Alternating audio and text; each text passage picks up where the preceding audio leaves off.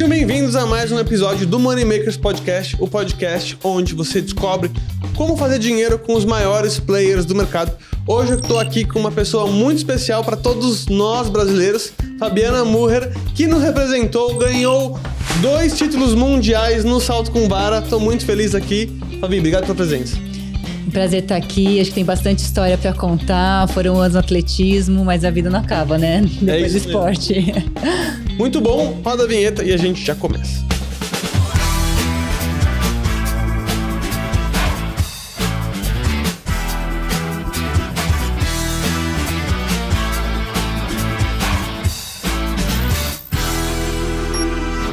Então, Fabi, vamos lá. Muito obrigado de novo pela presença.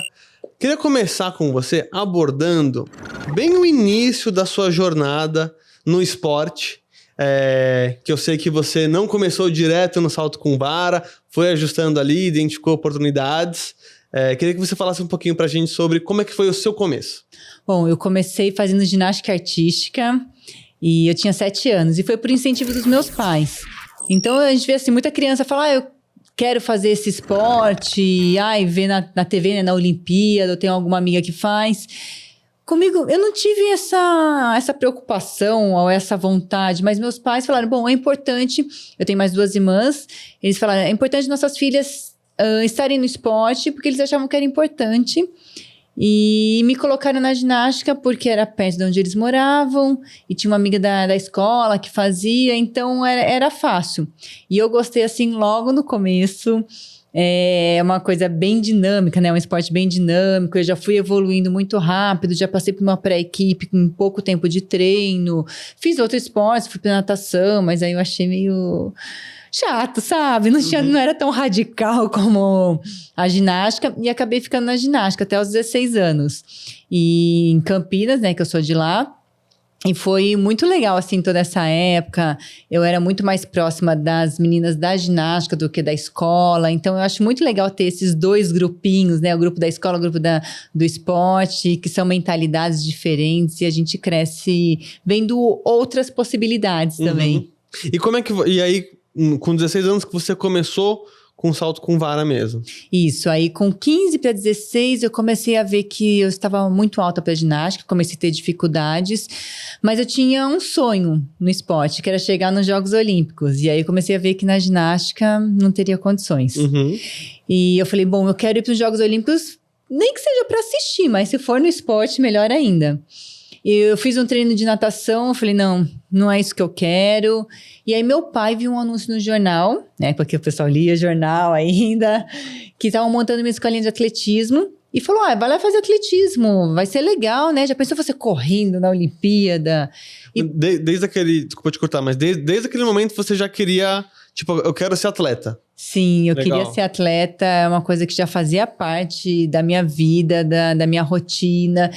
Na ginástica, eu já abria mão de algumas coisas para estar na ginástica, para viajar, para competir. E eu gostava. Então, Legal. Era isso que eu queria. Eu queria seguir no esporte. Eu te perguntei isso porque em casa eu tinha o exemplo do meu irmão, que gostava de jogar basquete, queria ser, enfim, jogador, queria jogar na NBA... Só que meus pais, eles pegavam muito... Não, você tem que estudar, o basquete é um segundo plano. E aí eu sei que pro meu irmão, até, enfim, um determinado ponto da vida dele, a profissão dele era jogador de basquete. E aí teve que, enfim, chegar a um ponto e escolher, e acabou tendo esse desejo dos meus pais também pra ele ir mais pro estudo. E é uma coisa difícil, principalmente ali, eu vejo entre essa idade mesmo que eu tava, entre 15 e 16 anos, que é o momento, né, que você tem que começar a escolher o que você quer, qual profissão, qual faculdade que você vai fazer. Eu sabia que eu tinha que estudar, eu tinha que fazer uma faculdade. Eu sempre fui muito bem na escola, então eu conseguia conciliar, eu tinha essa disciplina de estudar nas horas que dava para estudar, prestar atenção nas aulas, então eu sempre fui muito bem na escola, mas eu também tinha consciência que eu tinha que fazer uma faculdade, e eu falei, vou conciliar tudo. Não sabia que tinha que treinar tanto assim para ser atleta, 2 períodos, mas enfim. Mas acho que o mais importante é ter o sonho. E se você tiver a possibilidade de ir construindo, né, esse sonho, melhor ainda. E aí eu fui pro atletismo, mas eu nem sabia que salto com vara fazia parte do atletismo. Eu fui pensando em fazer corrida, salto em distância. E aí quando eu fiz o teste, um dos técnicos que estavam lá selecionando os jovens que estavam fazendo o teste de atletismo, foi conversar comigo. E aí eu falei que, porque ele viu meu biotipo, viu que eu fui bem no teste, eu falei que fazia ginástica artística, e ele falou, então você vai pro salto com vara. Eu, tá bom, né? O que é isso? E começou a explicar, começou a falar que na ginástica minha carreira estava praticamente acabando. Naquela época, as atletas paravam mais cedo, com uns 22, 23, já estavam encerrando a carreira. Hoje em dia, elas levam até um pouco mais. Tudo isso evoluiu.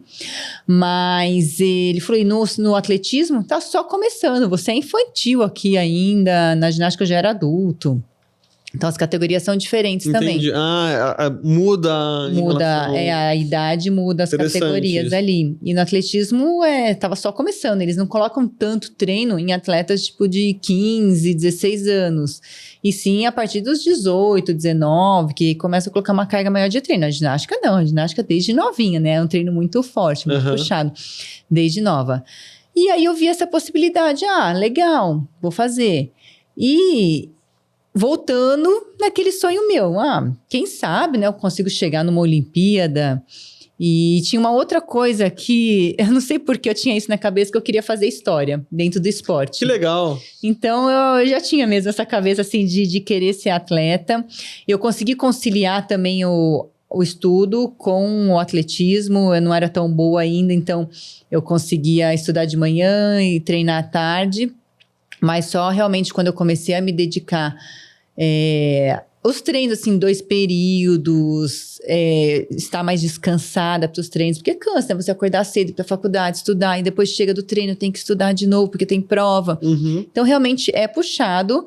Tem gente que acaba falando, não, eu quero, depende da faculdade que você quer fazer também, eu quero fazer uma medicina, ou entrou numa faculdade que são 2 períodos, fica realmente difícil.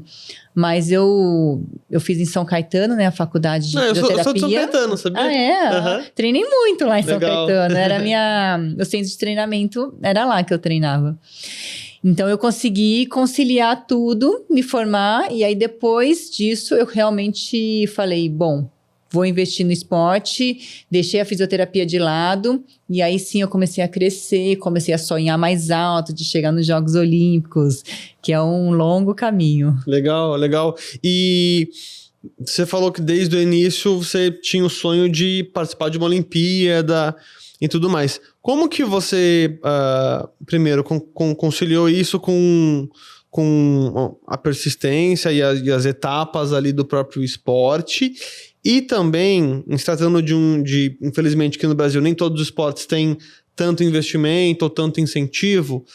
Como que foi essa questão também Porque eu sei que a vara, para quem não sabe, custa caro, é um baita investimento. Não é só, sei lá, tênis ou golfe que é um esporte caro. Tem outros esportes caros também. Então, como é que foi também a questão de... no Brasil, não ter tanto investimento para o esporte que você estava se dedicando, que é bem parecido também com o empreendedorismo, quer dizer, você quer empreender, você pede dinheiro emprestado para os amigos ou para a família, e como é que você superou essa barreira? É difícil, ainda mais atletismo. Atletismo é fácil fazer, você coloca um tênis e sai correndo, né? O salto em distância, saltou, caiu na areia. Salto com vara realmente é outra história. E quando eu comecei, o salto com vara não tinha tradição nenhuma no Brasil. A gente tinha pouco material aqui. As varas custam em torno de $600, $700 cada uma. Se você comprar lá nos Estados Unidos, se você trouxer pra cá, tem imposto. Então, realmente sai muito caro. O colchão, a gente não tinha um colchão ideal, no tamanho ideal para fazer os saltos. Então, para o atleta ter essa tranquilidade de treinar a técnica, saber que vai cair num colchão macio. Se ele errar um pouquinho, o salto, se for pro lado, não vai cair fora do colchão. Caramba, Então, tem tudo isso, né? Mas no início dá para fazer de qualquer jeito. Meu primeiro salto foi com vara de bambu e caindo na areia, como era antigamente. Antigamente não tinha colchão, não, viu? Não era? Não, era caindo na areia. Então, além de saltar, tinha que se preocupar como ia cair. Mas agora são outros tempos, a gente já tem um colchão que é muito melhor. E então, é difícil, assim, a gente não tinha essa tradição e nem conhecimento técnico aqui no Brasil.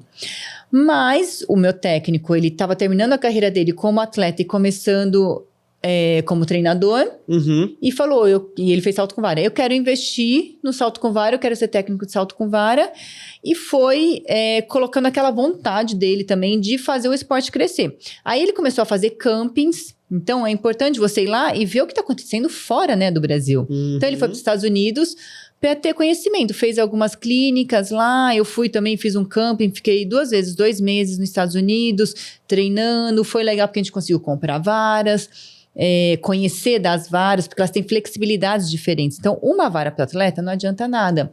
A vara, ela tem flexibilidades diferentes, que o atleta vai escolher dependendo do peso dele, da altura que ele vai saltar, da técnica, da velocidade. Então, cada um usa uma vara. Sim. Entendi. E na competição, o atleta usa umas 4, 5 varas também. Não é sempre a mesma vara na competição, porque a barra vai subindo, né, que o atleta está saltando. Verdade. Então, tem que pegar varas menos flexíveis para que a vara envergue e joga o atleta para cima. Se ela envergar, se ela for muito flexível, ela vai envergar e jogar o atleta para frente. Ele vai bater na hora da subida.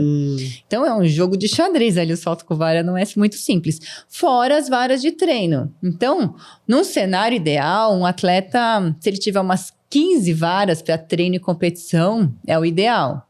E 15 varas custando bem caro. $600, $700, mais um colchão de $20 mil. Então, é bem caro. E tudo isso, na época, o investimento veio, sei lá, da sua família, ou do clube, ou um pouco dos dois? Então, ia chegar aí. Agora, assim, eu comecei... Eu tenho a sorte... Eu falo que eu tive sorte de começar numa grande equipe, que era a melhor equipe do Brasil, que era a Funilense, depois virou a BMF Bovespa, hoje é B3, né? Foi evoluindo ali, foram mudando, foram juntando ali outras empresas. E então eu competia por essa equipe, então eu tive investimento da equipe. Não, vai viajar, você consegue, compra 3 varas. Foi indo assim, de pouquinho em pouquinho. Aí o atleta evolui, ele fica mais veloz, mais forte, tá saltando mais alto. Essas 3 varas já não fazia muito efeito, teria que comprar mais varas. Eu tive patrocínio de algumas pessoas que falaram, não, vai lá, eu te dou o dinheiro pra você comprar mais 2 varas. Então algumas pessoas que, não, eu pago a sua passagem, a equipe pagava a passagem. Então, conforme... Eu falo assim, eu ainda tive a sorte do salto com vara feminino estar começando também na época. O primeiro Jogos Olímpicos que teve salto com vara feminino foi em 2000. Eu comecei em 97. Então, era super recente. Você é pioneira total. Essa mulher fez velha, aqui gente. não é fácil. Porque você pensa... Porque, né, só trazendo um pouco aqui pra realidade. Tenho uma ideia nova, quero montar uma empresa. Sai na rua batendo em porta pra você conseguir investimento, pelo menor que seja. É muito difícil. Ainda mais, em um mundo que a gente... fazem, sei lá, 20 e tantos anos, era muito mais difícil você ter essas conversas, era muito mais... O acesso, acesso, né? Exatamente. Hoje já é difícil para você fazer enfim, começar um negócio que é cool, né? Vou abrir uma startup, não sei o que, ainda mais, no esporte que ninguém conhecia, não é futebol, não é algo que... Então... Desde já, meus parabéns. Obrigada. Aqui, porque é incrível. Então, mas aí a equipe coloca dinheiro. Fala, tá bom, a gente tá colocando, tá investindo, e aí vocês vão chegar nos Jogos Olímpicos. É o que eles queriam, né? Que é resultado. O bom foi que o recorde brasileiro era baixo, então a cada vez, depois de um ano treinando, eu virei recordista brasileira.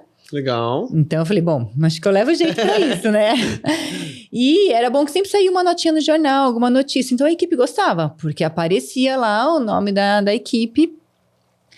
Mas chegou em 2000, ninguém foi para os Jogos Olímpicos. Então a gente via assim que estava crescendo, estava evoluindo, mas será que era suficiente para virar uma potência, né? Ou para ter grandes atletas no Brasil, o objetivo nem era ganhar medalha, era chegar nos Jogos Olímpicos, né? O salto com vara, fazer esse salto com vara crescer, tanto no masculino como no feminino. Eu falei que o feminino não existia, mas tinha o masculino. O masculino tá desde a primeira Olimpíada, 1896. Mas também a gente não tinha tradição nenhuma, porque falta isso aí, investimento. Todo o material, não tem vara que é fabricada no Brasil até hoje. As varas são fabricadas nos Estados Unidos e tem uma ali da Escandinávia. E é só. Então é uma forma de fazer bem específica. E também naquela época não tinha rede social, que nem, por exemplo, as últimas Olimpíadas eu acompanhei bastante ali pelo YouTube e tal. E aí era super bacana o incentivo. Pessoal, vai lá, segue o atleta, estimula, incentiva, ele consegue atrair mais investimento. Na época também não tinha isso, né? Não, era meio bem lá no boca a boca, né? Ir lá conversando, alguém que você conhecia, um amigo do amigo que tinha alguém que tinha alguma empresa, que talvez você pudesse pedir um patrocínio. Então, era meio que dessa forma que a gente foi conquistando. E tem que ter muita vontade. Isso que eu ia te porque eu falo assim, no esporte a gente tem muito mais tristezas, frustrações do que alegrias. Mas quando a gente consegue conquistar alguma coisa, compensa tudo. Uhum. Então, a gente tem que ser persistente, não é no primeiro tombo que você fala, não, desiste, ou abrir uma empresa mesmo, né? Você fala, não deu errado. É construindo devagar, a gente vai construindo as coisas devagar, é pensando degrau por degrau. E o meu objetivo dentro do esporte também foi dessa forma. Eu queria chegar nos Jogos Olímpicos, mas eu sabia que para isso, meu primeiro objetivo era chegar num pódio de um sul-americano, era meu grande sonho ali no início. Uhum. Consegui, o que eu vou querer agora? Agora eu quero bater o recorde sul-americano, que era de uma argentina. E foi difícil bater esse recorde, era uma marca forte. Mas quando eu bati esse recorde, foi numa competição em Belém, no GP em Belém, foi muito legal a competição, era 4,42, eu soltei 4,55, então eu estraçalhei, o recorde. E com essa marca me abriu portas para eu ir para a Europa competir e entrar no circuito mundial. Legal. Então, foi mais um degrau ali que eu consegui subir. Então, eu acho que a gente tem que ter o nosso sonho lá em cima. Eu quero chegar nesse lugar, mas o que eu tenho que fazer para chegar lá? Eu tenho que ir passo a passo. Não adianta eu querer pular etapas, né? A gente tem que planejar, a gente tem que construir essas etapas. E foi dessa forma, assim, sempre eu tinha a cada ano eu tinha um objetivo. Esse ano eu quero saltar tal altura. Esse ano eu quero participar do Mundial.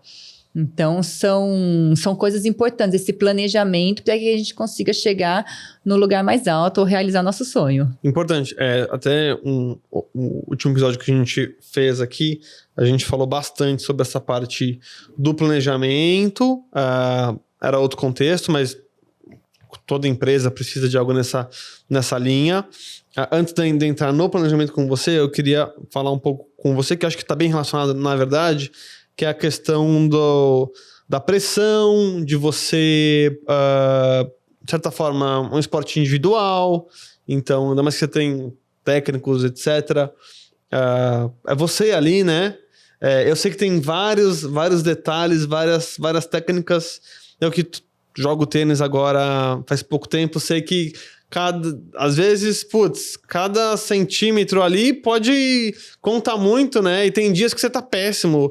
Eu faço treino de sexta-noite, né? São os piores, eu saio mais bravo do que eu entrei porque eu tô jogando mal. Então, mas como que foi na tua carreira como atleta lidar com as pressões? E como que, eventualmente, os treinos e a preparação te ajudou nisso? É difícil, né? Porque você sempre tem a cobrança, a pressão, não só a sua, né? A cobrança não é só sua. É da equipe, é da família, é dos amigos, é do técnico. Então, todo mundo te cobra. Depois você começa a fazer resultado dos torcedores, da imprensa. Então, realmente, no início é difícil lidar com tudo isso. Até você conseguir entender. Eu acho que assim, eu consegui... Acho que a ginástica artística me ajudou muito a ter concentração, a aprender a lidar com essas frustrações. Porque você caiu da trave lá, que trave de equilíbrio, já era, né? Já vai ter uma nota ruim. Então, você tem que saber... E ainda tem... A ginástica eu acho tão difícil, porque depois você caiu, você tem que subir e continuar a sua série, né? É muito difícil isso. Então, você nunca pode desistir, você tem que continuar, porque se todo mundo cair, você pode até ganhar uma medalha. Mas é difícil você lidar com essas frustrações. E acho que o mais difícil é essa cobrança das pessoas. Mas com o tempo eu fui entendendo. Se as pessoas cobram, é porque eles também querem ver a minha melhora. E com rede social piorou ainda mais essa cobrança, né? Isso também. Muito. No início foi muito difícil, assim, quando ainda mais ir mal numa grande competição, numa Olimpíada. E aí ver as pessoas te criticando. Eu ficava mal, assim, depois...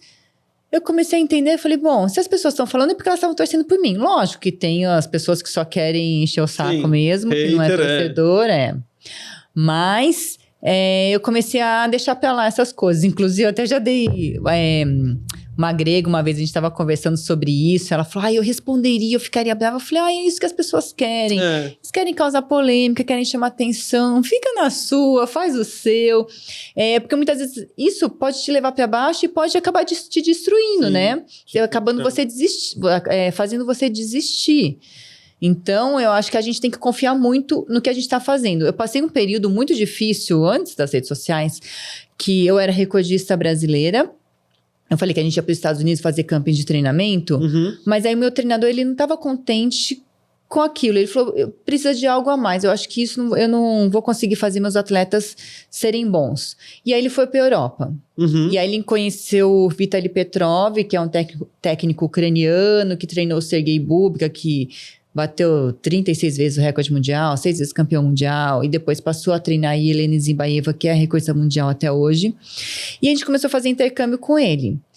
E ele começou a ensinar a gente, e era tudo completamente diferente do que a gente fazia. Sério? Como segurava a vara, como começava a correr, como abaixava, todo o treino. Eu treinava umas 2 horas, 2 horas e meia por dia. Passei a treinar 5, 6 horas por dia. Desculpa te cortar. Que até aquele momento, qual que tinha sido o seu maior resultado?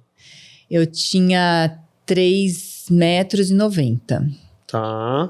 E aí eu queria saltar 4 metros. Eu queria ser a primeira atleta do Brasil a saltar 4 metros. Mas você já era recordista brasileira? Brasileira, Tinha 3,90, 91 acho que eu tinha saltado. Ou seja, você já estava no patamar mais alto. Sim, já tinha participado dos Jogos Pan-Americanos. Primeiros Jogos Pan-Americanos teve salto com vara feminino, que foi em Winnipeg, em 99.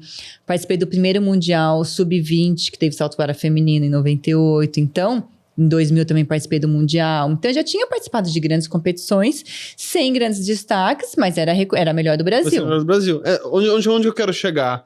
Que muitas vezes a gente, no negócio, na nossa carreira, em qualquer outro sentido, a gente tá um pouco travado, atingir um patamar, que às vezes o que a gente fez até ali não é o que vai fazer a gente dar esse outro salto, e é exatamente isso que você tá fazendo, que você tá falando agora. Quando vocês chegaram lá, era totalmente diferente. Então, conta pra gente como é que era diferente, o que você viu isso na época e você falou, cara, como assim? Acho que a gente não pode estar satisfeito com alguma coisa. Acho que a gente sempre pode procurar outras coisas para acrescentar, pra gente melhorar.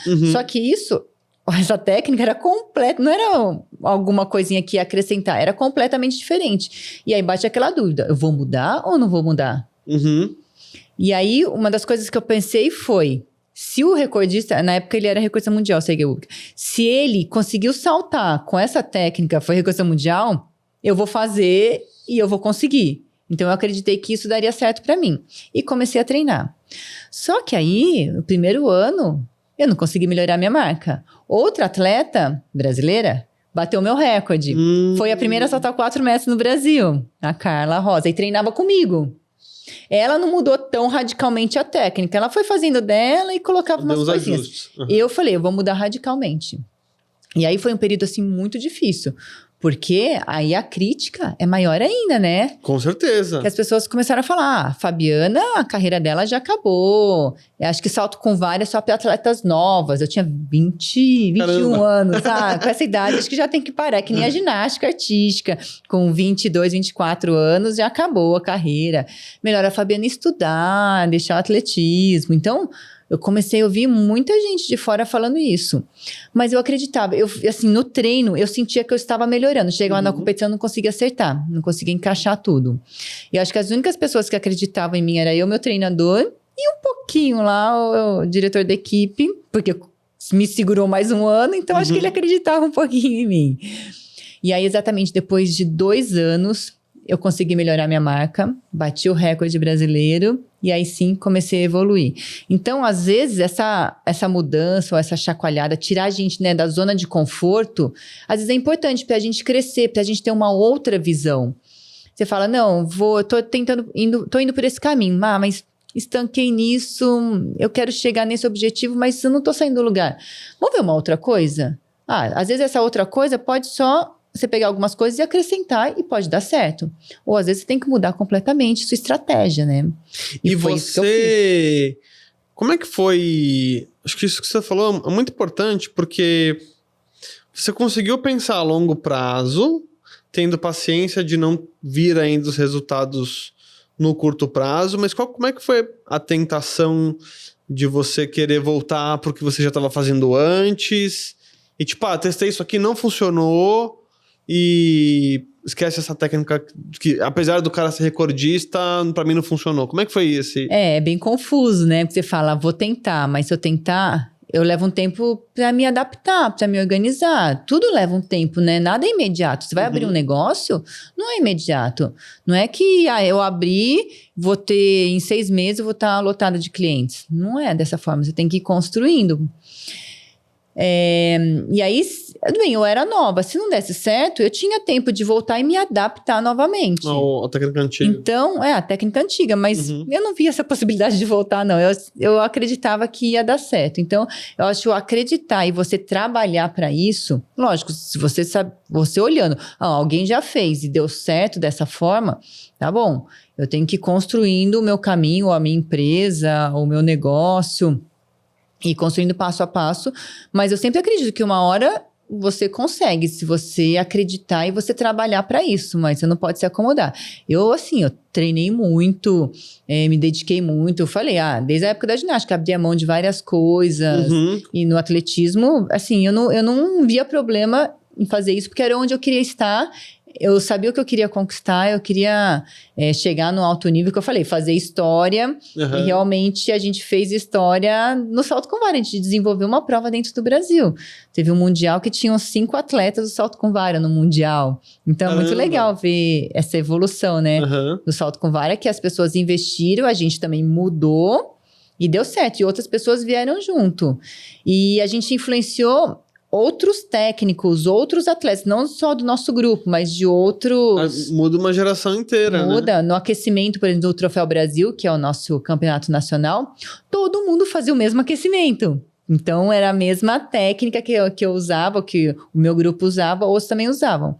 Então, isso é legal, porque a gente viu que, é o que você falou, mudou toda uma estrutura, um país, né? Mudou e fez o salto com vara todo crescer. Muito legal isso. E ainda sobre o ponto da mudança de técnica, na época o seu técnico ele também tava, não, vamos insistir nessa e vamos assim? Ou você que tava mais tipo, não, vamos tentar até o final? Como é que era? Por que eu tô trazendo isso?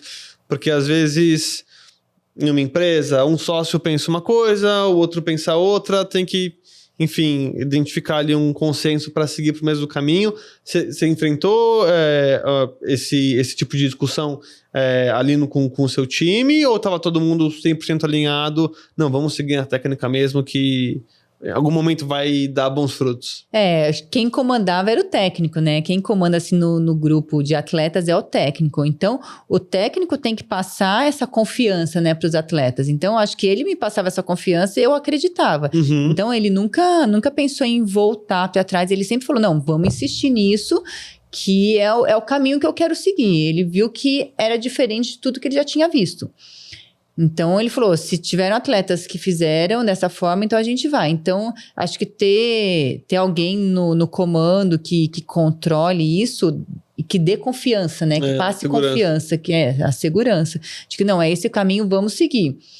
Porque se esse que tá liderando bater uma insegurança, vai ficar todo mundo inseguro e aí a gente começa a desestruturar, né? Toda a equipe. Papel que o líder tem que ter mesmo. Legal. E em relação a você falou que mudou ali a carga horária de treino e tudo mais. Como que foi isso na prática? Porque também, empreendendo, vai ter momentos que, sei lá, 2, 3 semanas atrás, teve 3 dias aqui na empresa que a gente trabalhou até 3 da manhã e não tinha muita hora para não acordar no dia seguinte. Então, tinha que estar aqui cedo também. Como é que quando teve essa mudança de carga horária, como é que foi isso para você? Bom, eu ficava muito mais cansada, mas eu sabia que no dia seguinte eu tinha que acordar e estar lá para treinar. E muitas vezes, assim, na adolescência, você é jovem, você quer sair, tem uma festa, ainda tem essa. Você vai falar, eu quero pelo menos aproveitar um pouquinho, né? bem, eu falava, eu quero abrir mão de algumas coisas pro esporte, mas um pouquinho eu também queria curtir. Então, assim, eu saía, mas eu sabia que eu tinha esse compromisso, que no dia seguinte eu tinha que acordar e tinha que estar no treino, tinha que estar bem. Então, acho que é a dedicação, é você saber o que você quer, né? Ir lá e... Não foi difícil me dedicar todas essas horas, mas muda toda uma estrutura. Por exemplo, eu treinava sábado, 2 períodos. Então, meu sábado à tarde... Antigamente eu tinha sábado à tarde, depois eu não tinha mais sábado à tarde. E aí eu chegava do treino sábado à tarde, eu queria só descansar. Então, Porque o descanso também é muito importante, talvez até mais faz parte do treino, né? lógico. E a minha família eu moro em São Paulo, mas minha família é de Campinas. Aí eu também tinha uns dias que eu ia visitar minha família. Então, você ainda tem que conciliar com a sua vida particular também. Mas eu vejo assim, se você realmente tá empenhado a fazer aquilo, você fala, é por um período, é por uma boa causa, que nem você falou, semana passada a gente ficou até tarde na empresa alguns dias. Porque você sabe que são alguns dias que você consegue se dedicar a isso, se esforçar, e depois falar, não, vou fazer isso, depois eu tenho uns dias para descansar, e se precisar retomar novamente. Eu mesma, esse ano eu criei o método Muri de técnica de corrida, então é um produto que eu tive que gravar, então são várias aulas gravadas que ficam numa plataforma. Legal. Então, eu peguei meu final de semana para fazer isso. Eu tenho uma filha de 6 anos. Eu falei, vamos lá com a gente, leva umas coisas para pintar, computador, ou às vezes deixa na casa da amiga. Mas era meu final de semana, mas eu sabia que eu tinha que abrir mão do alguns finais de semana para conseguir me dedicar a isso, para conseguir gravar esses treinos de corrida, para levar para as pessoas. Então, mas eu sabia que era por um período, é um período que eu vou precisar me dedicar ali. Depois eu vou poder dar uma descansada, mas depois eu vou ter que retomar novamente. Sim. Então, é sempre trabalhando que você vai crescendo e vai conquistando sua empresa vai crescendo, seu negócio vai aumentando. E o interessante e até o lance das redes sociais, eu vi uma vez, eu acho que foi o Ronaldo que falou em relação ao Neymar, algo do tipo, se eu vivesse nessa época aqui, eu não sei como é que eu seria, porque o atleta de hoje, com a rede social na escala que tem, ele tinha pressão da mídia e tudo mais, mas não é um nível que você pega o telefone e tem ali um monte de mensagem, né? Tanto pro bem quanto pro mal. Então, é uma dificuldade grande também, né?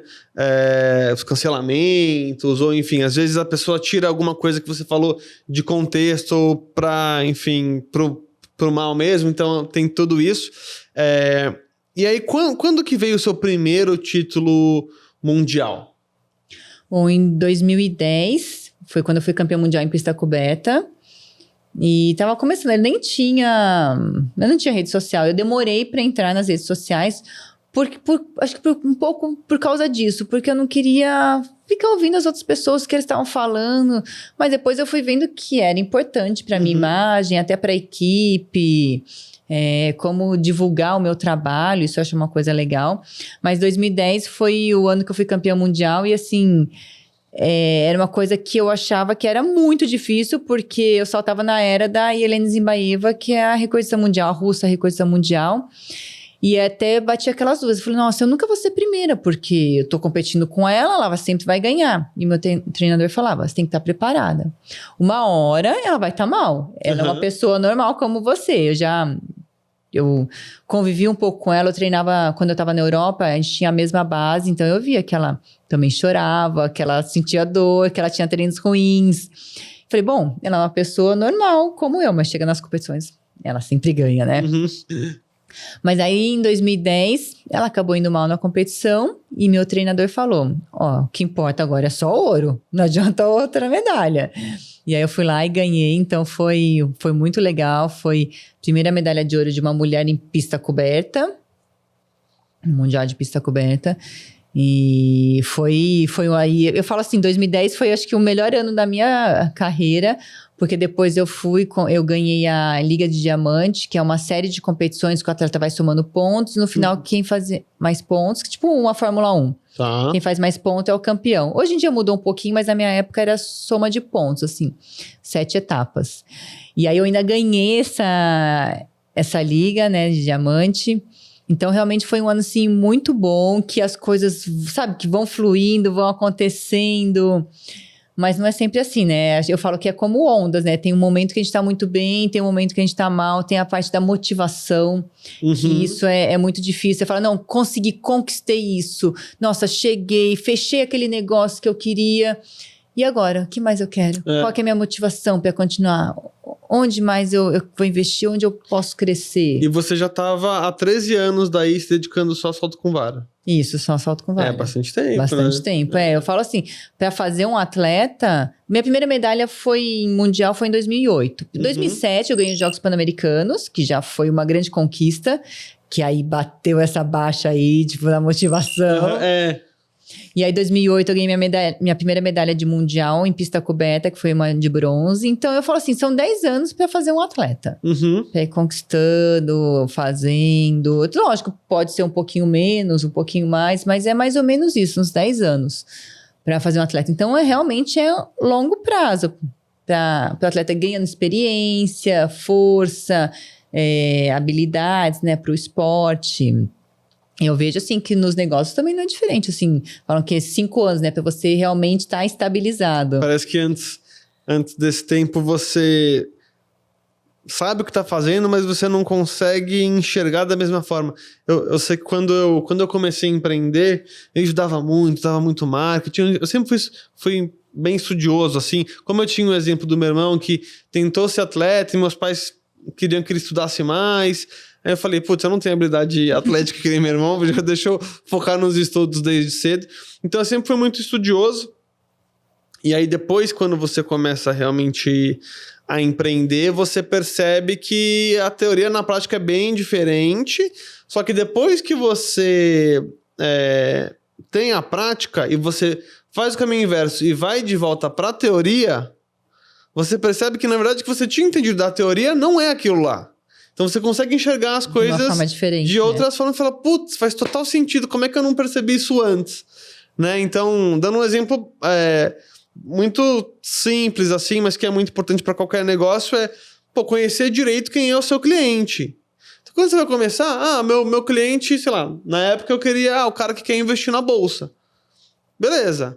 Só que quem quer investir na bolsa, você tem vários tipos de pessoa ali que todos querem investir na bolsa, mas qual que é o ideal ali, né? Então, enquanto você não meio que pega na veia isso, você fica um tempo ali patinando. Então, sempre é bom você, eu acho, né? Você estudar, aplicar, ter essa dinâmica assim, para você ir melhorando, porque também é isso mesmo que você falou, são horas de voo, demora o tempo dessa formação, mas você vai melhorando cada vez mais, né? Eu até falo assim, nossa...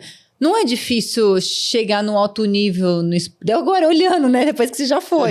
Não é tão difícil. É difícil, vai. Mas é possível você chegar lá, você conquistar uma medalha num grande campeonato. Mas tem que se dedicar muito, tem que fazer o passo a passo. E mesmo se você... Agora, você vai dar um conselho para quem tá começando, a pessoa às vezes não consegue te entender, né? Não é? Eu vejo assim, mesmo eu falo com os atletas, você fala, não faz isso. Uma vez eu falei pro Thiago Braz, foi campeão olímpico. Sempre viaja com a sapatilha, a roupa de competição na mão, porque se não chegar a sua mala, pelo menos você tem a sua roupa de competição. E a gente usa uma cola para saltar. E a cola você tem que despachar, porque senão eles vão aprender a sua cola, você não vai ter a cola para saltar. E aí ele despacha a sapatilha e leva a cola na mão. Aí pegaram a cola dele, não tinha cola para saltar, teve que pegar emprestado de uma outra... a sapatilha chegou. Mas aí ele teve que pegar essa cola, né, de uma outra pessoa para saltar, que não era ideal. E aí, não adianta, eu falo, às vezes a pessoa tem que passar por isso para aprender. Mas se você é um pouco mais esperto, você tenta... não, tá bom, entendi, ele tá me dando esse conselho, vou tentar fazer. Mas tem pessoas que eu vejo que assim, que tem que passar, tem que tropeçar, tem que cair para entender, para poder crescer. Então, são, lógico, pessoas diferentes pensando de formas diferentes, mas se você conseguir aproveitar muito, assim, as pessoas que têm experiência, que nesses conselhos, você que já chegou lá, ou de um atleta que já conquistou uma medalha, chegou num grande campeonato, você pode encurtar o caminho, sim, fica um pouquinho só mais fácil, porque é difícil, né, chegar lá. Até um exemplo desse que você deu, que é, assim... detalhes importam, né? Acho que isso, pra tudo que a gente vai fazer na vida, talvez a gente não... você vê na internet, tem que fazer 80-20, não sei o que, né? Mas detalhes são muito importantes. E como eu trabalhava em banco antes, eu levava um zilhão de bronca sobre isso, sobre detalhe, capricho e tal. E no início, tipo, entrava por aqui, saía por aqui e ok. Só que aí teve uma reunião que eu fui com minha chefe, junto com a diretoria, e aí eu fui apresentar toda a carteira de investimento do banco, de investimentos em multinacionais aqui no Brasil e tal. E aí algum número ali, alguma letra, eu errei numa frase que ninguém tinha visto. Ninguém ia ver, eu vi, mas ia passar batido. Mas a minha chefe na época fez questão de falar, aqui tá errado, viu? E aí eu fiquei com tanta vergonha que eu falei, eu nunca mais cometi esse erro. Então, às vezes, a gente realmente precisa passar por essas coisas para conseguir entender ali a lição. Pra aprender a lição. De fato. E depois da sua carreira de tudo isso, como que foi essa outra fase sua, empreendedora, com seu método de corrida? Conta um pouquinho mais como foi esse período de transição, como que foi você decidir realmente o que você queria fazer e esse pós aí, a fase de atleta. Pro atleta parar é muito difícil, né? É uma carreira que acaba cedo. Imaginei eu com 35, 36 anos, falei, vou parar. Parei com 36. E aí você fala, e agora, o que eu vou fazer?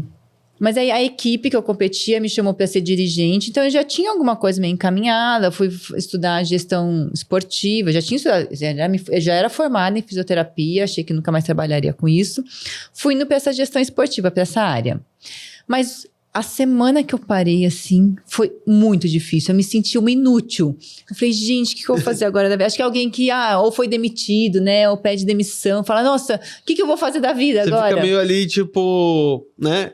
E agora? Eu falei, nossa, não. Aí eu peguei um caderno e comecei a fazer uma listinha de coisas que eu tinha habilidade. Não vou fazer blog de viagem, sei lá, vou voltar a ser fisioterapeuta. Comecei a pensar em várias possibilidades. As duas, não tinha motivação nem para treinar, porque eu falei, mas eu vou treinar para quê agora? Então, essa mudança foi muito difícil. Eu acho que todo atleta passa, já conversando com outros atletas que pararam, é um momento difícil. Mas você tem que tentar ir pra frente, ver coisas diferentes. Tem gente que fica muito mal, assim, que vai lá pro fundo do poço, não só em relação à motivação, ao psicológico, mas em relação à grana também, de passar dificuldades. Então, é importante se planejar, assim, falando em atleta que vai parar, ou se você vai fazer alguma mudança de carreira, dá tempo, você pode fazer, mas também tem que ter a calma e tem que se planejar para isso, para você fazer essa mudança, né? E para você, na sua carreira, você chegou a, sei lá, tentar adiar ao máximo isso ou não? Por que eu tô perguntando isso? Porque às vezes tem muita gente que quer empreender, mas tem ali a segurança do emprego dela, que, eu quero empreender, é tipo sonho, mas ela tá ali, tipo, será mesmo que eu vou fazer isso? E aí adia, é difícil sair da comodidade, tem a comodidade, né? Então é difícil você sair do certo para o incerto. Eu planejei, eu queria parar bem, eu não queria parar na decadência, indo mal nas competições, sofrendo para treinar, ou com lesões. Eu queria parar bem. Então eu planejei para parar em 2016, depois da Olimpíada do Rio. Falei, é meu último ano, é minha motivação, é a Olimpíada, e depois disso eu paro. Então realmente foi planejado. Legal. E eu tinha a segurança que eu continuaria na equipe. E aí o meu fisioterapeuta, ele sempre falava, vamos abrir alguma coisa juntos. Eu falava, não, enquanto estiver competindo, não, eu quero me dedicar só a isso. Não quero ter outra coisa paralela. E aí, quando eu parei, cheguei para ele e falei, vamos abrir? Ele, nossa, já estava falando com outra fisioterapeuta pra gente abrir uma salinha. Eu falei, o meu treinador, meu marido, né? Eu falei, ele tá dentro também? Então vamos falar com o médico ortopedista que era da equipe. Então, pessoas que cuidavam de mim, a gente se juntou e abriu um esporte. E dentro do esporte, a gente tem esse método Mura, que são exercícios que eu fazia no meu dia a dia, que me ajudaram a estar fortalecida, a evitar lesões, a ter uma boa qualidade de vida, uma longevidade dentro do esporte. Lógico, adaptado para as pessoas, para o objetivo das pessoas. Então, tem pessoas que correm, então a gente dá técnica de corrida, que é uma forma de prevenção, para que ela não se machuque. Tem pessoas que só querem qualidade de vida, conseguir pegar o filho lá no chão e levantar para não ter dor nas costas. Então, a gente adapta isso para o objetivo das pessoas. Mas foi... abertura, assim, chama InSport, né, esse local. Mas a abertura foi Aqui muito em São Paulo assim, mesmo. em São Paulo, ali na Gabriel Monteiro da Silva. Legal. Mas foi muito assim, da vontade nossa e a gente sem experiência nenhuma, sem conhecimento nenhum de empreender, foi na cara e na coragem. O médico já tinha o consultório dele, então a única pessoa que tinha essa experiência de ter um local para atender, de resto, a gente foi com a cara e com a vontade, sem muita parte de marketing, foi muito no boca a boca. O Fiso já tinha algumas pessoas que ele atendia domiciliar, mas meu treinador, a gente meio que começou do zero. Meu treinador, ele era personal uns anos atrás, largou para ficar no esporte. Então, como ele praticamente estava começando do zero. Então, os primeiros dias, eu chegava lá, ficava lá, não aparecia ninguém, ficava na fisio ali, conversando, e ajudava na fisio a corrigir, porque eu trabalho como fisio, mas na parte de exercícios, não parte de lesão. Entendi. Então, dando exercícios para as pessoas, para fortalecimento, uma forma de prevenção, quem tem dor nas costas, tem alguma dor, e na técnica de corrida também. Então, no começo foi difícil, porque eu ia lá e não tinha Isso ninguém, foi em 2017. 2017 que a gente abriu. E aí, aos poucos, as pessoas foram entendendo. E foi um pouco difícil também mudar a mentalidade das pessoas. Como todo mundo era do esporte de alto nível, né? Alto rendimento, eles achavam que era para atleta profissional lá. Isso. Eu ia te perguntar exatamente isso. Foi difícil também. Porque às vezes a gente vê, sei lá, um cara dando chefe de cozinha, XYZ. E eu quero só fazer um risoto ali. Falo, cara, mas o cara é Michelin, sei lá quantas estrelas, tipo, será que eu vou conseguir, né? Será que realmente é pra mim? Que aí é quando a gente começa a entrar no mundo da internet, que ele é bom porque você consegue falar com diversos públicos, mas ele é ruim porque você consegue falar com diversos públicos e às vezes a mensagem... Não chega pra quem precisa chegar, né? No meu início, até dividindo um pouco a minha experiência com quem também tá assistindo... Como eu vinha de banco de investimento, eu não sei se você passou por isso também, mas eu tinha na minha cabeça o seguinte, eu tenho que falar das coisas num grau mais elevado, porque eu sou profissional e se tem um monte de gente ali fazendo, que nem é do ramo de investimento, mas fazendo vídeo para investir na ação XYZ para ganhar um dividendo, eu tenho que ser diferente, eu tenho que inovar, eu tenho que mostrar que eu tenho mais propriedade. Só que qual que era o problema que eu enfrentava nisso e eu fui descobrir depois? Que quem queria ter a informação num nível muito mais alto era quem já era desse mercado, que é isso aqui de pessoas. E o grande público queria uma linguagem mais fácil, queria uma linguagem que ele... tá bom, então... Como é que eu vou abrir uma conta numa corretora que eram 3 passos simples que eu precisava ensinar e que eu não estava muito fazendo? Então, no meu começo eu tive bastante essa dificuldade, porque senão eu só ia falar para profissionais mesmo também.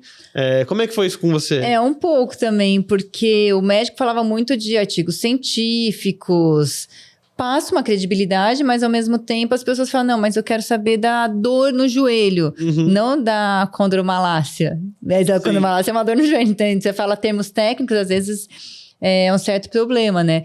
Mas eu ficava, assim, a gente tinha uma pessoa que cuidava do marketing, mas era uma jornalista, então era uma linguagem muito...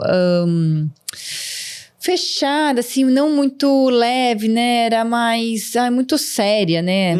E aí também chegou uma hora que meio que caiu naquela mesmice. Aí as pessoas, a foto é bonita, mas não sei nem o que tá escrito aí, não quero nem ver. Então, são formas diferentes, né? De atingir o público. Depois, não, vídeo é legal. Entrar nessa linguagem mais simples, né? São coisas que...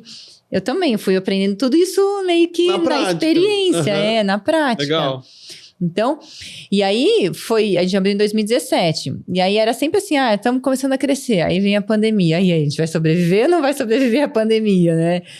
E aí a gente conseguiu negociar tudo, atendia algumas pessoas online, então a gente se adaptou também, Mas agora, depois de 7, a gente vai fazer quase 8 anos, né? Março a gente faz 8 anos, então agora a gente está bem estabilizado, com um público, com bastante público, outras pessoas trabalhando junto com a gente. A gente tem nutricionista, tem cardiologista, tem uma pessoa que faz teste ergospirométrico, tá com aquela máscara, né? Também de quem vai fazer provas, corrida. Isso que eu ia te perguntar, isso é tudo focado para quem quer fazer corrida ou quem pode, enfim, fazer outros esportes? Não, pra tudo, pra outros esportes. Até falei, quem quer só qualidade de vida, uma pessoa que passou no médico falou, eu tenho dor nas articulações, o médico falou, você tem que fazer atividade física. Vai lá para fazer um personal. Legal. Então, a gente tem isso também, a parte do funcional, não é uma academia, então é só aula particular e não tem máquina, é só peso do corpo, elástico, barra livre, pesos livres. Então, é uma forma diferente, muito mais com a visão do atleta profissional, mas adaptado para as pessoas. Então, não fica... Tem muita gente que fala, nossa, eu detesto academia. Mas eu venho aqui porque aqui é diferente de academia. E a gente muda muito os treinos para não ficar sempre naquela mesmice. E vem no objetivo da pessoa. Tem gente que fala, tô aqui para emagrecer. Tô aqui para ficar forte. Eu jogo tênis, eu quero uma dica. Eu tô precisando, na verdade, de um treino mais específico pro tênis. E aí eu ia entrar numas dúvidas mais pessoais aqui. Mas, já entrando nisso, no meu caso, eu enfim, preciso emagrecer. E eu sempre fiz academia e fazia muito tempo que eu não fazia esporte de verdade. Então, e acho que o tênis pega um pouco nisso. Hoje tá um pouquinho melhor, mas que eu tenho muita canelite. E também... Esqueci o nome, mas isso. Que é a dor na sola do pé. Então... E fica vendo no Instagram ali o treino do Djokovic. E, tipo, eu não faço esse treino, nem sei que exercício é esse. Então... Eu sinto a necessidade de ter algo, pelo menos algumas vezes na semana, mais específico pro esporte que eu vou fazer. Porque se eu sei que em 1 hora de treino de tênis, se eu tivesse um posicionamento, ou se eu ficasse ali, de fato, no movimento correto que eu deveria fazer, que os profissionais fazem, eu não tenho preparo físico para isso. Eu não ia conseguir ter esse rendimento. Então, você tem que ficar mais abaixado, tá? Eu fico de pé ali e vambora.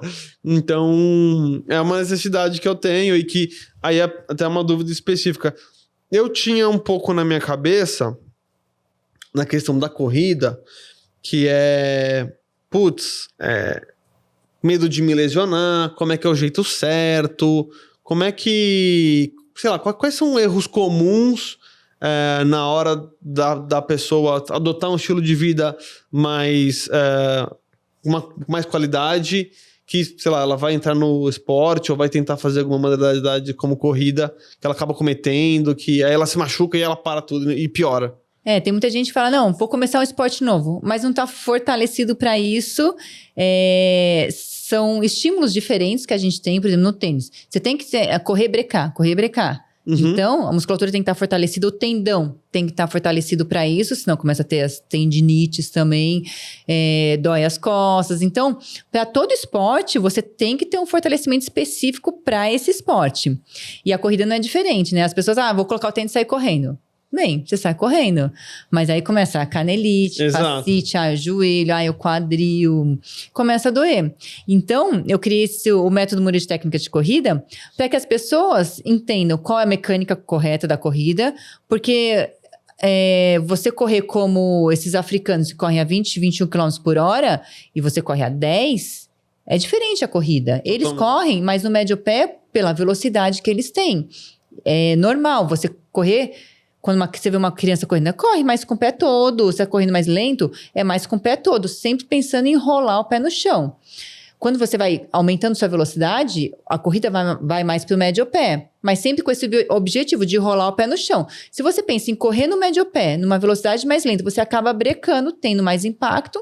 Vai doer alguma coisa, vai sobrecarregar alguma coisa. Então, a musculatura tem que estar preparada para isso. A corrida, se a gente for pensar, é uma sucessão de saltos. Então, são vários saltos. Então, você tem que ter um dinamismo. Não só na perna, mas no pé.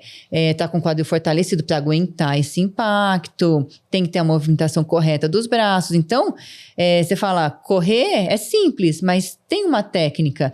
E se a gente não tá fortalecido, a gente corre de uma forma errada. E aí sim que vai levar...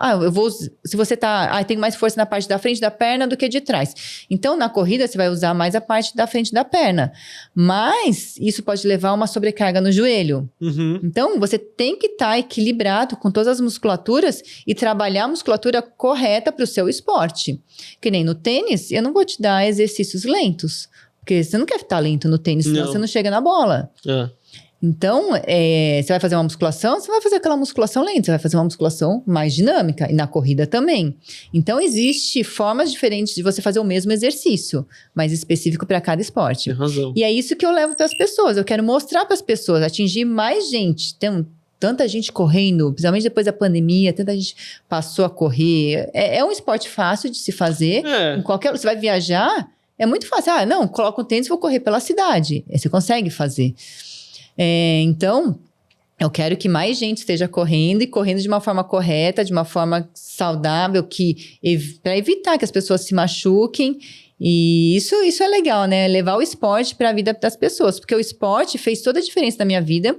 Eu sou a pessoa que eu sou hoje graças ao esporte, e mesmo se a pessoa praticar um esporte, uma atividade física e não chegar num alto nível, ela é uma pessoa diferente, porque você... tem um cuidado diferente com o seu corpo, né? Quando você tá no esporte. Totalmente. Não, isso aí... E até um ponto importante, eu e minha esposa, a gente quer que nossos filhos sejam esportistas, né? Porque uma vez eu ouvi, não sei de quem que falou, cara, se você não é um esportista, é porque você deu errado ali nas tuas brincadeiras ali, você foi mal sucedido e aí você resolveu, sei lá, trabalhar com marketing. Mas se você tivesse jogado bem o basquete, o futebol, o atletismo, você teria sido esportista, né? Então, mas onde que eu quero chegar? Um dos nossos conselheiros aqui do Velotax, a gente teve um papo muito sério com ele. E aí ele teve... Uma das coisas que ele falou que, a coisa mais importante que você tem que fazer...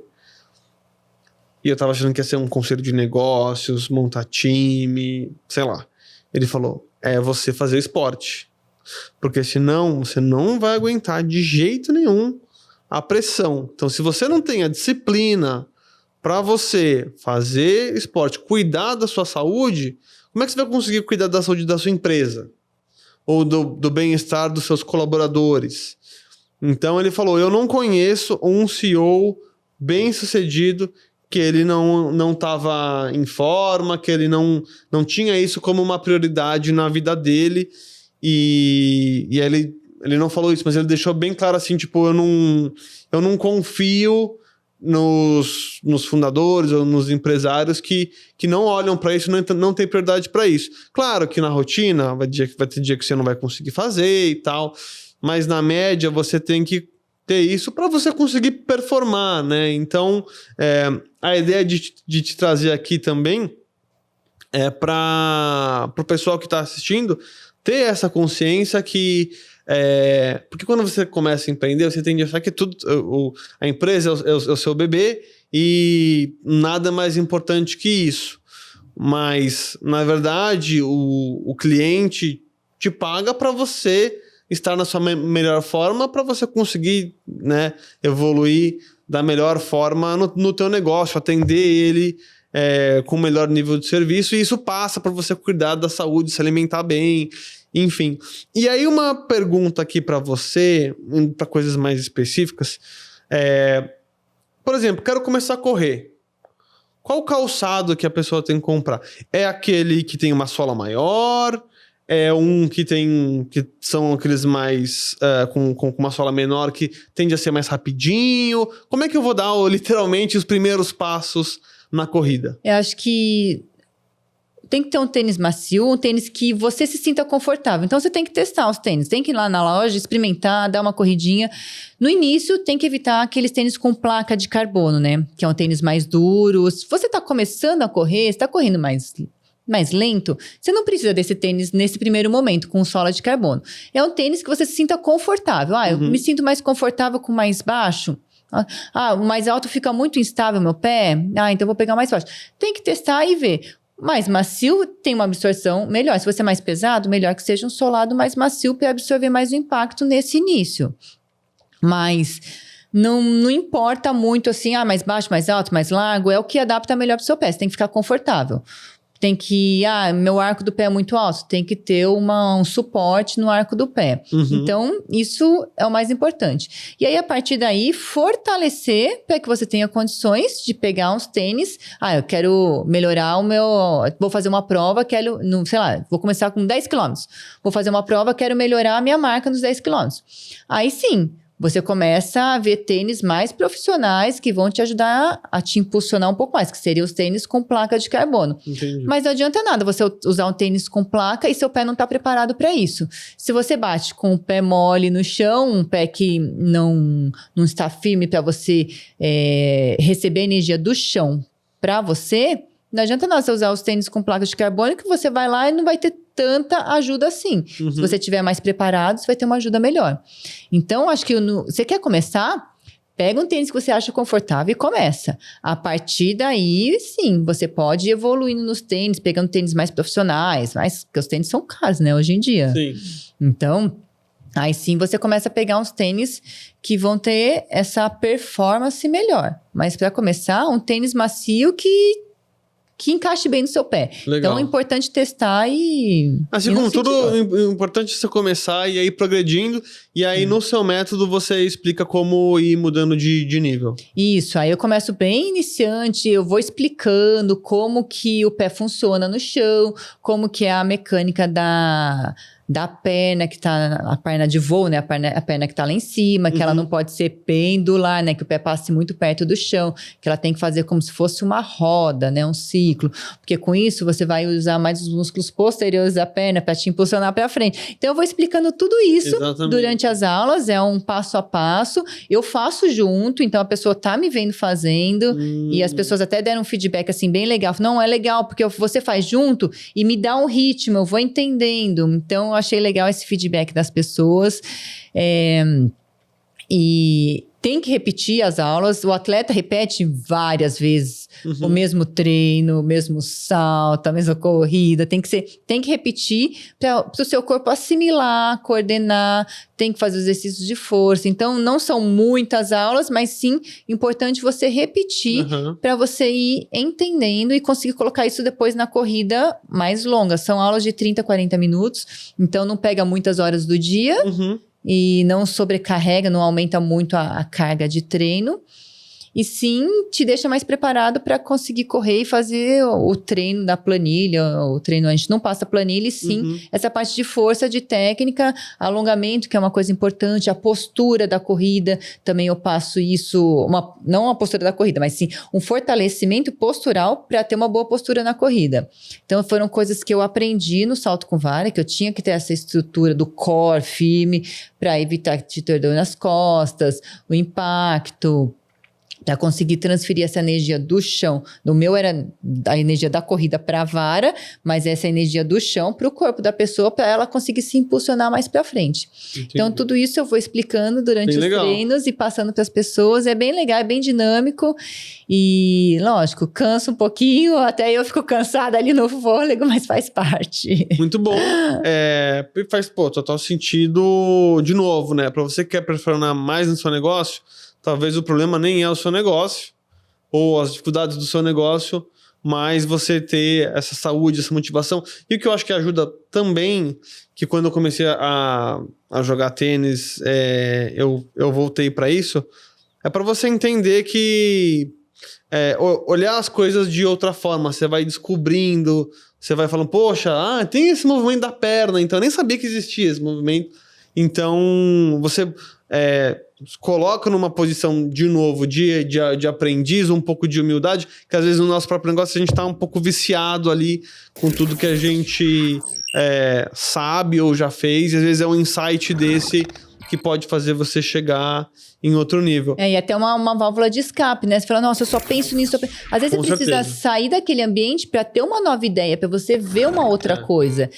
Quando eu treinava assim no atletismo, o meu momento, assim, de relax era fazer aula de inglês. Porque eu ia pro inglês... Assim, eu já sabia, não precisava, mas era um momento que eu conversava de outras coisas. Eu não ficava lá só no atletismo, só salto com vara, porque meus amigos eram todos do atletismo, meu técnico era meu marido, então tava em casa, a gente só falava salto com vara, a gente falava bem e falava mal dos outros atletas, dos outros técnicos. Era isso. Aí eu saía com o físio, saía com o médico, era todo mundo do atletismo. Então, meu momento dessa válvula de escape era ir pro inglês, que eu falava de outros assuntos, outras coisas.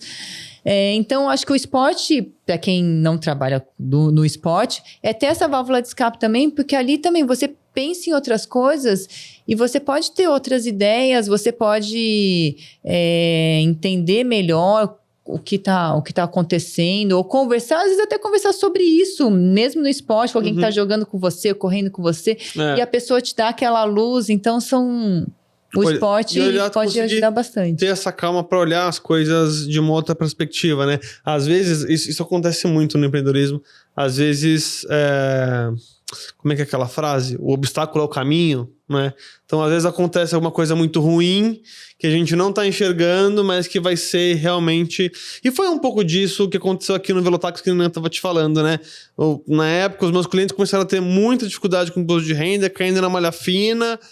E eu falei, meu Deus, vou perder meus clientes, vou acabar com esse meu negócio, mas no final do dia acabou trazendo a gente para cá. Então, é importante também conseguir olhar sempre as coisas pelo lado positivo. E acho que o esporte ajuda muito isso, porque você desafia, você supera barreiras e é muito gratificante, né? Então, mas, Fabiana, queria agradecer a sua presença aqui conosco no Moneymakers. Gostei muito de entrevistar você. Você é uma pessoa brilhante, com uma carreira incrível. O Brasil que dá certo e que a gente se orgulha. Queria que você desse seus recados finais, passasse aí pro pessoal onde que eles podem te encontrar o seu método de corrida. Você pode me encontrar no Instagram, Fabiana Murer. Lá eu dou várias dicas de corrida, fortalecimento, e lá dá também para acessar a plataforma com o método Murer de Técnica de Corrida. Um recado: se você tem um sonho, vai atrás desse sonho. Você tem que querer muito, vá passo a passo, conquistando. E é o que você acabou de falar, né? Pensar, olhar o lado bom das coisas. Sempre tentei ver o lado positivo das coisas, numa lesão, numa competição ruim que eu ia. Eu sempre aprendi com isso, eu sempre podia melhorar com essas situações ruins, e acho que no negócio é dessa forma também. Acho que você sempre pode crescer aprendendo com o que você passou. Muito obrigado. Incrível esse episódio. Compartilhe com seu amigo empreendedor que precisa mudar ali o rumo, os passos que ele tem que fazer para cuidar mais da saúde. Compartilhe também por conta da história da própria Fabiana, que foi incrível, de superação, de conseguir ser pioneira num esporte com quase nenhum investimento, começando. Então, acho que qualquer empreendedor vai conseguir se identificar bastante. Deixa aqui embaixo os comentários e eu vejo você no próximo episódio.